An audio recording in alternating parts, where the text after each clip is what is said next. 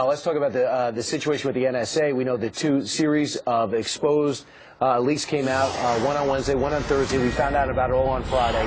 One was the NSA program of looking at phone records. The other was an expanded version called PRISM, where they look at all social media, examining all 9 servers worldwide. The biggest servers in the world are located in the U.S., so using that capability in order to screen through Facebook, Yahoo, and all major social networking sites in order to stop the next terror attacks using complex algorithms and programs. A lot of people say, hey, wait a second, they're in my Facebook, they're looking at my bills, looking at my phone numbers, way over the top, and others say, wait, I remember when people were falling out of buildings because we didn't pick up signals, and we ended up having 3,000 Americans die. Right. This is what we need to do. Well, 29-year-old Edward Snowden, who had worked for the CIA and most recently for Booz Allen Hamilton, outed himself yesterday. There he is in a hotel room in Hong Kong. He said he is outing what the United States is doing because the United States is destroying privacy around the world.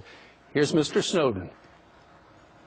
Even if you're not doing anything wrong, you're being watched and recorded, and the storage capability of these systems increases every year consistently by orders of magnitude, to where it's getting to the point you don't have to have done anything wrong. You simply have to eventually fall under suspicion from somebody, even by a wrong call, and then they can use the system to go back in time and scrutinize every decision you've ever made, every friend you've ever discussed something with, and attack you on that basis to sort of derive suspicion from an innocent life and paint anyone in the context of a wrongdoer. So he gave up his life 3 weeks ago. He moved from Hawaii to Hong Kong. He knew that this information would come out. He allowed The Guardian, which was the establishment that he gave his story to say who he was over the weekend. So what do you think? Is he a hero or is he a traitor? Let's ask Donald Trump, who joins us every Monday morning, to get his thoughts. Good morning to you, Donald. Good morning. So is the whistleblower a threat to national security, or is he an American hero in your mind? Well, to begin with, I find it very interesting that he goes to Hong Kong to get a little security. It's a pretty strange thing going on with Hong Kong. And frankly, I don't think you have any winners here. I didn't like him. To me, he looks like a grandstander. I'm watching him. He's been there for 3 months.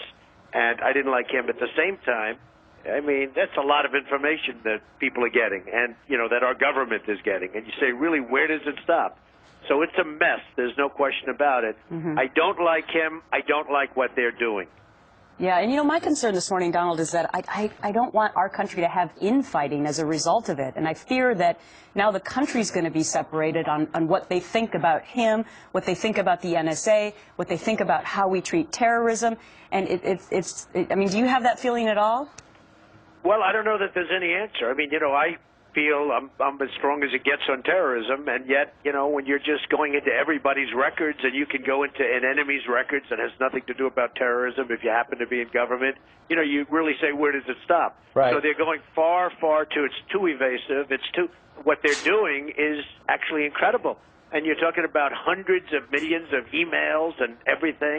They're going way too far. At the same time, you never like a guy like this because, you know, you can claim national security. Yep. And I guess he can claim it, but we can definitely claim it. So, what happens with him? The way Michael Hayden explained it is that, you know, for example, you get someone on a Waziristan and you go through his pockets and you find a bunch of phone numbers there, you plug them in, and a bunch of things light up because you're able to store this stuff and you're able to get direct lines of passage because we have the unique ability, since we created the Internet, thanks to Al Gore, to keep all the major servers in this country. So we're using that asset to our advantage.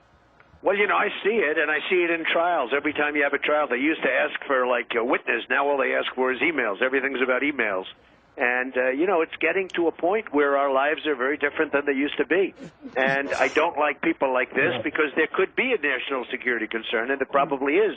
At the same time, what he's doing is really wrong. And I think also what the government is doing is wrong. Sure. We understand there's a report out this morning that apparently this guy is looking for asylum. It sounds like he's got a couple of allies in the country of Iceland.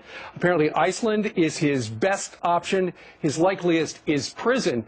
But Donald, you know what it seems to come down to for a lot of people is when George Bush started this program and, you know, the administration back then, it was just looking in at phone calls between the United States and internationally. Right. Now it's all of our calls. Right. It's all of our email. And it comes down to this.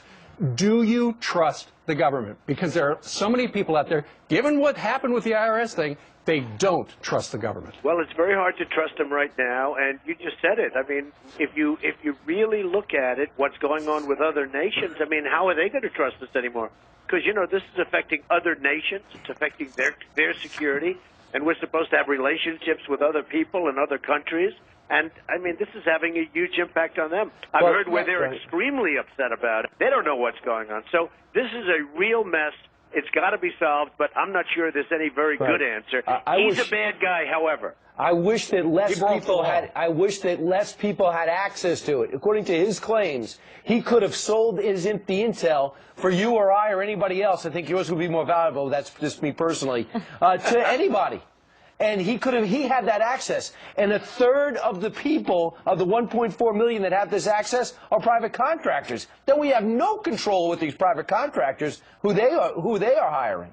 Well, you know, the big problem with the Internet age, and I've always watched and I've seen, you know, in the old days you'd have privacy. You'd have real privacy. Today with the computers, you press a button, you get some brilliant computer geek to, you know, knows what they're doing, and all of a sudden everything's exposed. And I mean, this wouldn't happen 15 years ago, 10 years ago. I mean, it's really, we are on a very, you talk about the cyber wars and everything else, we are on a very weak platform, and it's very, very disconcerting. You know, I sort of like to go back to the old days where you'd write numbers down on the back of an envelope. Or you put a cup next to a wall and see if you can hear the other room. Can you hear me? Can you hear me now? And apparently that's how he rose through the ranks of the CIA and also to this latest job, because he didn't even graduate from high school, but he was so good in computers. I do want to mention that there are politicians who are saying that 2 major terrorist threats were thwarted as a result of these efforts, but you have to put that in perspective that the Boston bombing was not